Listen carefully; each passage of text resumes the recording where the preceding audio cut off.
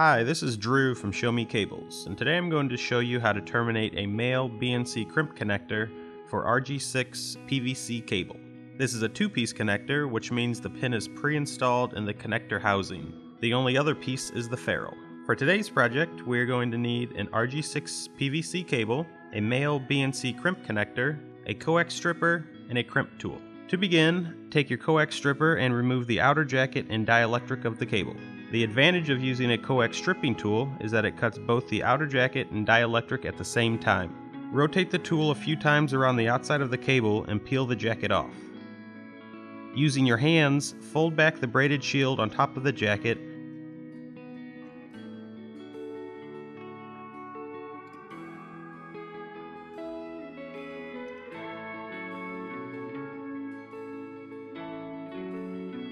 and slide the ferrule over the braid and the jacket.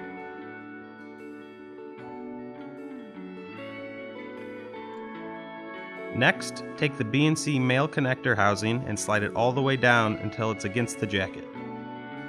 Slide the ferrule back over the jacket, making sure it folds the braid onto the connector.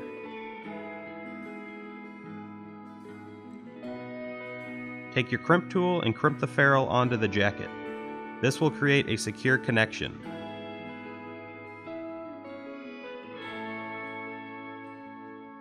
Give it a tug for testing to make sure it's properly seated.